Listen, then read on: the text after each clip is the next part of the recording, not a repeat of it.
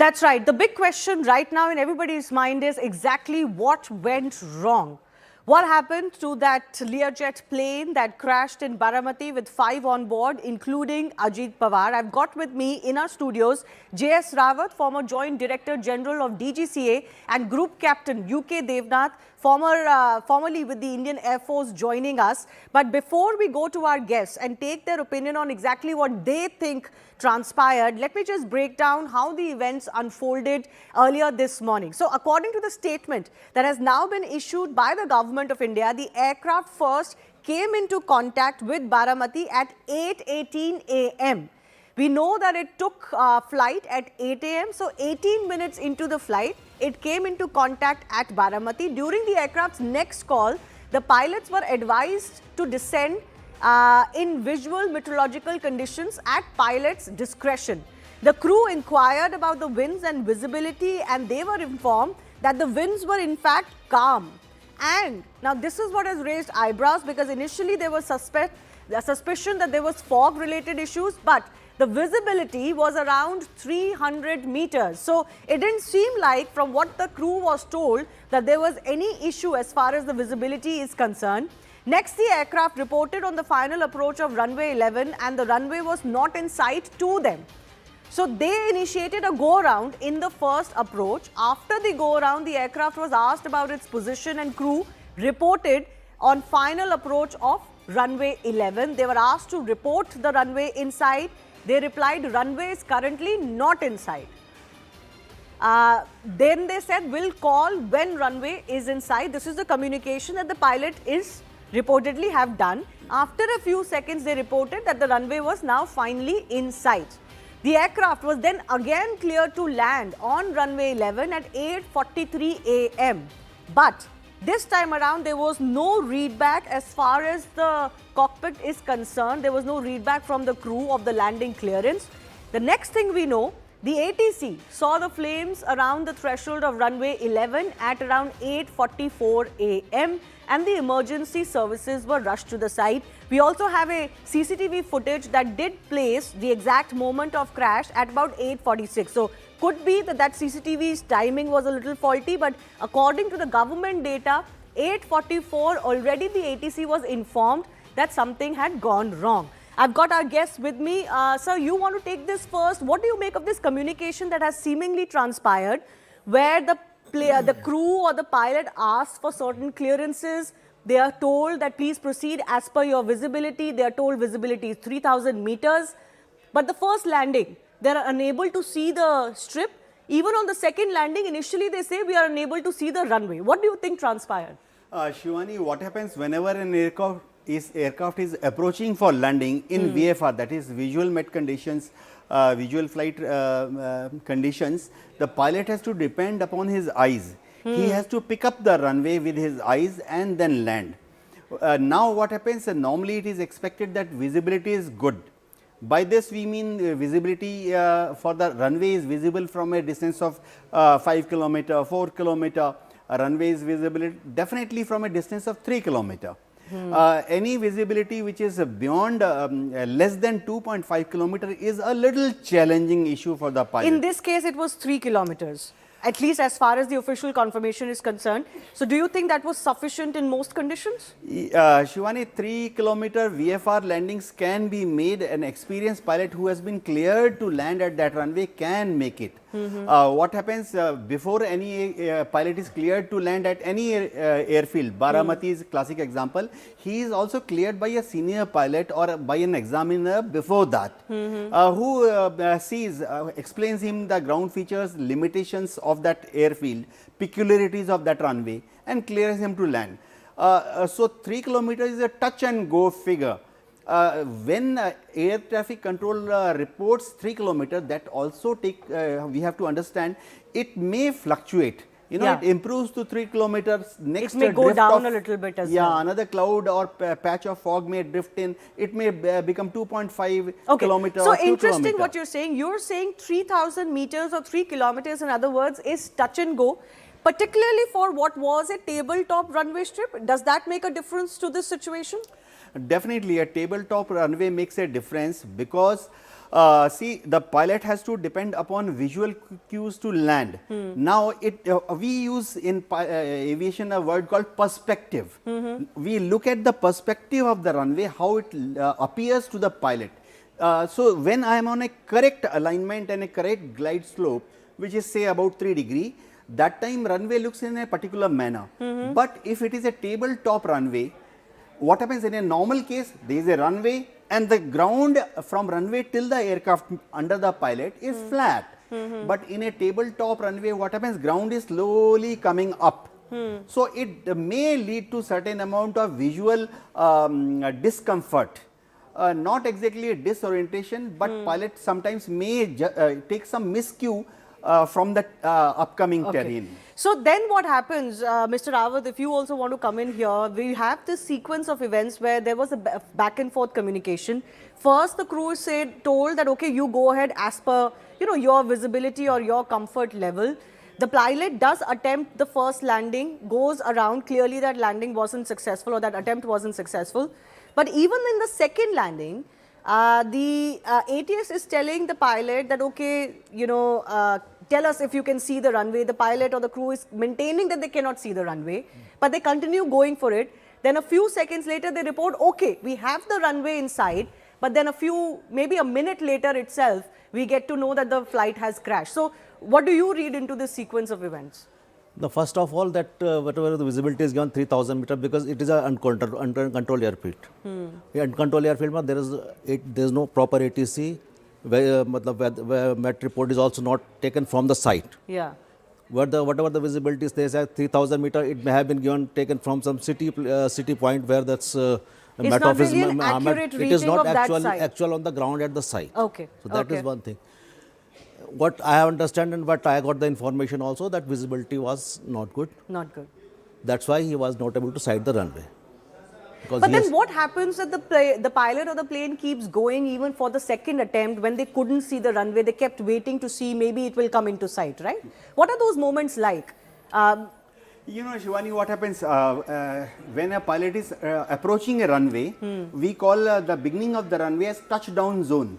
So, he is aiming for touchdown point. In the center point of that touchdown zone is called touchdown point. Now, what happens, suppose there is a smog, then there is a phenomena called inversion layer. What happens, from ground up to a height of 100 feet, 200 feet, it may look clear, but a fog or a smog may be there between height of 200, 300, 400 feet, thin layer. Yeah. So, when the pilot is still at a distance of 4 kilometer, 3 kilometer from touchdown point, his height is still 1000 feet, 800 feet. The slant visibility is okay. He feels that I can see the runway. But as he is coming towards the threshold, he may enter this thin zone, which has thin fog layer, which has been cleared for created by a phenomena sometimes takes place called inversion layer. He may continue for 2-3 seconds. The feeling is that, okay, I will pass through in 2-3 seconds and then runway threshold will be visible. But it may happen that in this case may have happened that he has continued for 5, 6, 7 seconds inside that cloud or fog and couldn't make contact with the runway, and by 5th or 6th second he had descended a little below the glide path. There is a glide path. So, in this by the time he entered the cloud 3rd, 4th, 5th second, he descended a little below the glide path because there was no visual clue, and he impacted this upcoming terrain of the tabletop. And what is that threshold of height till where a pilot may say, okay, let me wait and see whether I have visibility or not? In this case, we are getting to know that at 100 feet, there was a mayday call. Yes, what happens that all the pilots are trained, and it is drilled into their mind that at short finals, that means when he is descending from a critical height of 500 feet, 400 feet, in case he enters such a phenomena where he can't see the runway, then automatically he is supposed to increase the engine power, RPM to 100%, and what we call initiate the go round procedure, wherein after applying full power, 2 engine in this case, he raises nose of the aircraft a bit And then the front portion and initiates a climb. Thereafter, he may like to do a circuit, come back, align again with the runway and land. which was done after the first attempt Exactly, had already exactly, failed. So what seems to be coming to light is that the plane or the pilot continued to see whether the visibility will become better. They also do mention that yes, they have the runway in sight eventually, but it could have been a miscalculation, or they have hit on a higher area, on a cliff kind of area near the runway, and the calculations may have gone wrong. But there are some other questions that are being raised as far as this crash is concerned. Did the landing gear snag cause such a crash? Because Learjets have previously reported a landing gear issue. There has been an issue with the gear subject to a detailed inquiry. Landing gear alert was issued by US Transportation Safety Board as well. And the alert recommended that the landing gear inspections may be done on many models. So, Mr. Rawat, I come with you to you on this. Do you think this could have been one of the issues? No, if the pilot was coming for the landing, he must have put the landing gears down. He must have got the 3 greens for that, all the 3 landing gears down. After that, he's coming for the final on the landing. Okay. Here, in this case, after going making the first go around, the pilot was trying to see the runway, to locate the runway, so that he can align with the runway, because he was not aligned with the runway, because it is visual. He was coming for approach, and then he was trying to look at the runway at first place. Okay. Once you see the runway, after that you can align the aircraft in direction, the runway direction. He was not able to align with the runway. Okay. And then when at one point of time, as you mentioned, that pilot has said that he is runway inside. Yeah. At that point, where he was, whether he was aligned off side, left, right, We don't nobody know. knows. Nobody knows. So once he see the runway, after that he tries to align with the runway. But how far it was and how was the weather there, it was not able to. Nobody was to And say that. whether there right was now. enough time to now align. we have got 2-3 days to carry out the speculation on this issue, unless the CVR and DFDR are decoded. So they will give you the exact position how the thing happened. Okay. No, absolutely. The final word will be, of course, exactly what comes out as far as the black box is concerned. But I also want to touch upon another element of what has transpired, and that's the issue of the tabletop runway. Now, why are tabletop runways a feature or a factor as far as such a crash is concerned? Because they have zero overrun forgiveness. Their cliffs at runway ends can make undershoot or overshoot fatal. We have seen this in some previous crashes as well. There is also a possibility of depth mismanagement or misjudgment. The runway blends with the horizon, difficult to gauge height for the pilot. As one of our experts, former pilot, was also telling us that there is a perspective at which you see the runway at a different height, at each different height. Now, there is no instrument landing system, visual or manual landing only, which then is made worse by the situation of fog. That has certainly heightened the risk here. There is a very narrow error window as far as the tabletop runway is concerned. The speed, descent, touchdown, they all have to be extremely precise.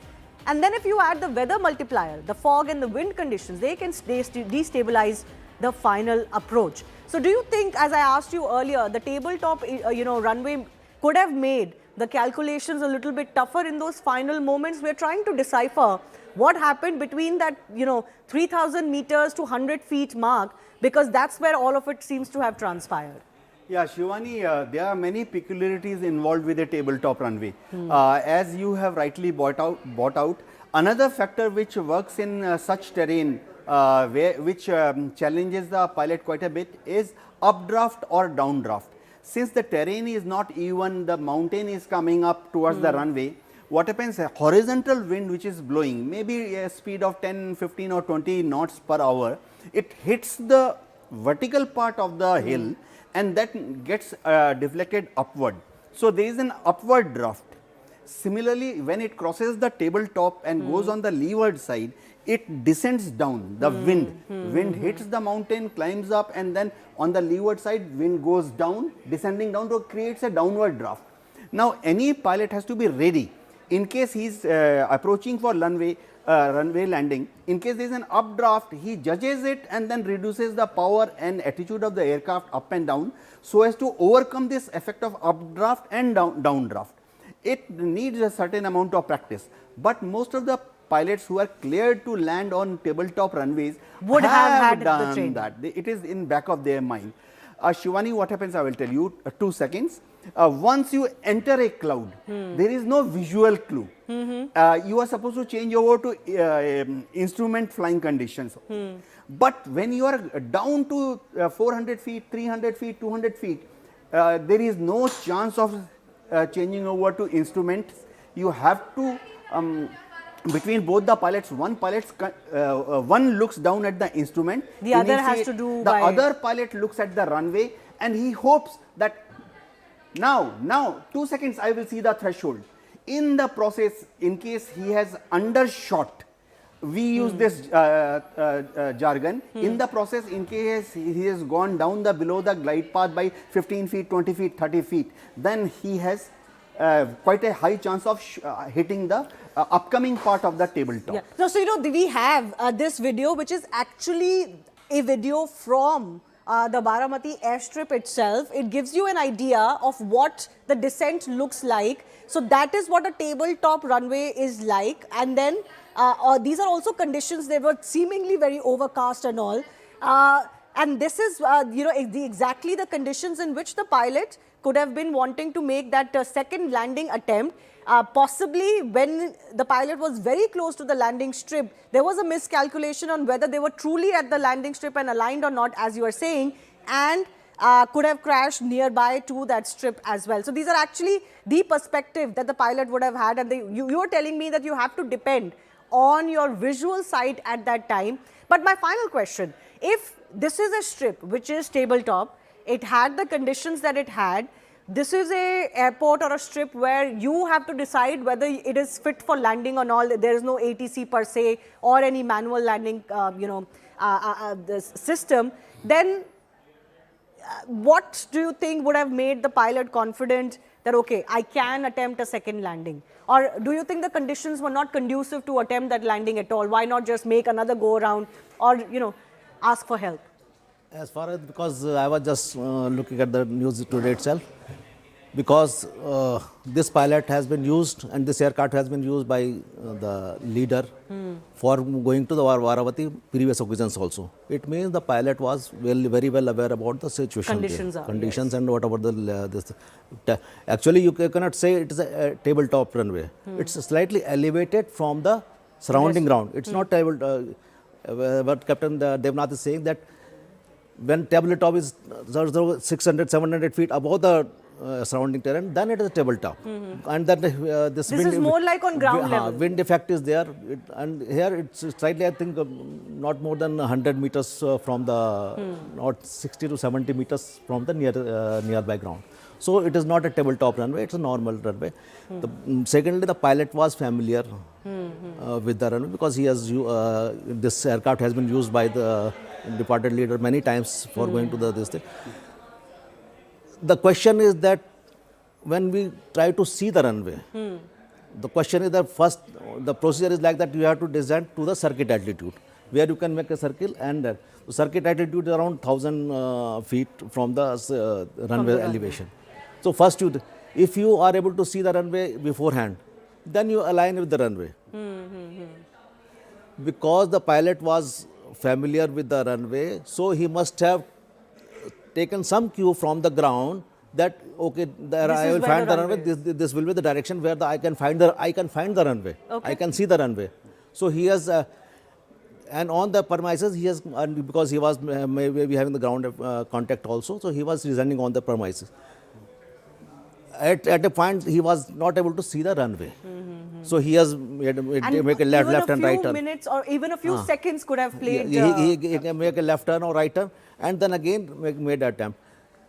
As the news is coming that he has seen the runway, but as I earlier mentioned, what point he was there, what was the direction of the runway? No, so even a few seconds could have been enough in creating this fatal situation where the pilot, who was very experienced, had landed on exactly this strip earlier, could not make the assessment, at least as far as preliminary evidence is concerned, close to the runway, and then ended up crashing.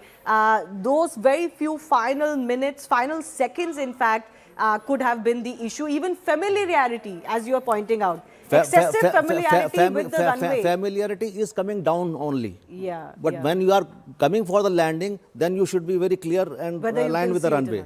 not. You can should do it properly. We don't know whether familiarity or familiar conditions created an aspect where the pilot felt that he could figure it out as he went down on the ground as well. I do thank both of our guests for joining us and for